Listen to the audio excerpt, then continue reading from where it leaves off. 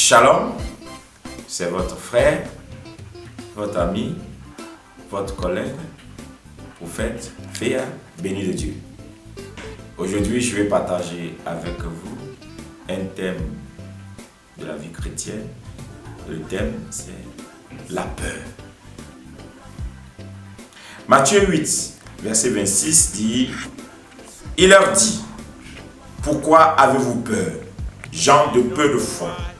Alors il se leva, menaça les vents et la mer, et il eut un grand calme. À cette heure, je m'adresse à toi, mon frère et ma soeur, qui t'es mis toi-même dans une prison à cause de la peur. Une des choses que j'ai découvert dans la Bible, c'est que la foi est le voisin de la peur. Et ce qui fait que beaucoup de chrétiens ont perdu leur foi, c'est la peur. Et ce passage dit que Jésus a menacé ses disciples. Il les a menacés.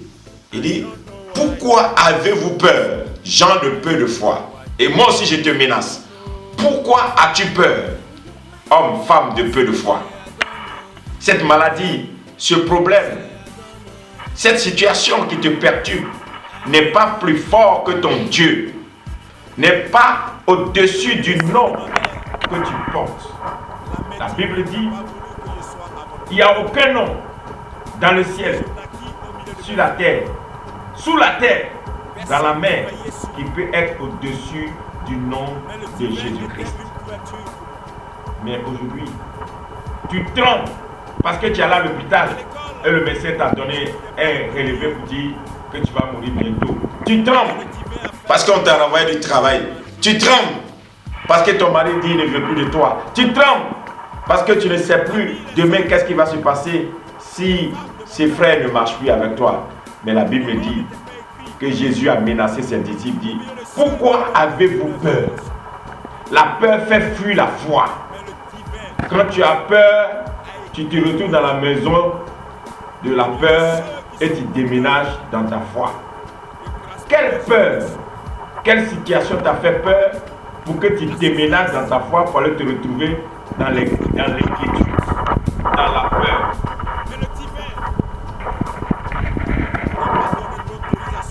La Bible dit que Jésus a ordonné au vent et à la mer de se calmer. Ils sont calmés. Mais la peur te conduit à douter même que Jésus est Seigneur. Tellement tu as peur que tu ne crois même plus à toutes ces promesses que Dieu t'a données.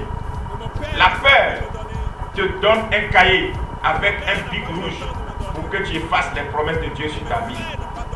Tu dis, oh, ce n'est plus la peine parce que je vais mourir bientôt. Mais je te parle, tu ne mourras pas, tu vivras et tu raconteras les merveilles de l'Éternel ton Dieu. Lève-toi là où tu es et commence à crier très fort. Je n'ai plus peur. Et dis à cette situation qui te perturbe que tu n'as pas peur de cette situation. Tu veux que je te révèle quelque chose? Souvent tu as peur d'une montagne, mais c'est parce que tu es assis que c'est une montagne. Mais si tu te lèves là où tu es maintenant, tu vas te rendre compte que ce n'est même pas une montagne, à plus forte raison une colline, même pas une plaine. Tu peux l'écraser par un pas. Un chrétien, c'est un homme à qui Dieu a donné la capacité de tout changer. Car Dieu a dit que tout est possible à celui qui croit. Tout est possible. Quand on dit tout est possible, c'est tout. Dans tout, il y a tout. Dans ce tout, il y a tout. Et la Bible dit, tout est possible à celui qui croit. Femme de peu de foi, homme de peu de foi, comme Jésus a pu traiter ses disciples, je te traite aussi. Où as-tu laissé ta foi? Pour que cette situation t'amène à abandonner ton Dieu, à abandonner ta marche avec Dieu, à vivre dans une vie qui ne glorifie pas le nom de ton Dieu. Tu es devenu voleur, menteur, escroc, prostituée, femme adultérienne. Tu fais toutes sortes de choses juste parce que tu as perdu la foi.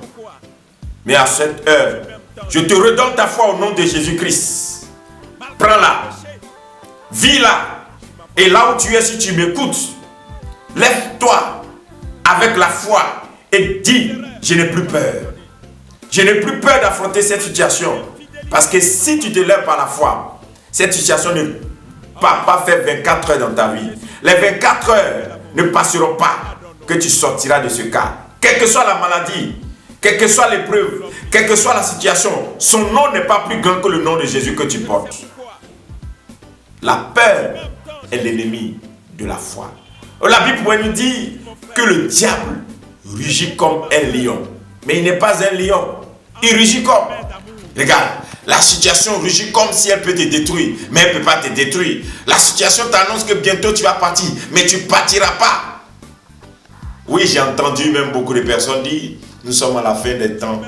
Jésus vient bientôt. Mais n'oubliez pas que dans le livre de Matthieu, la Bible nous a dit, vous allez entendre des cris de guerre.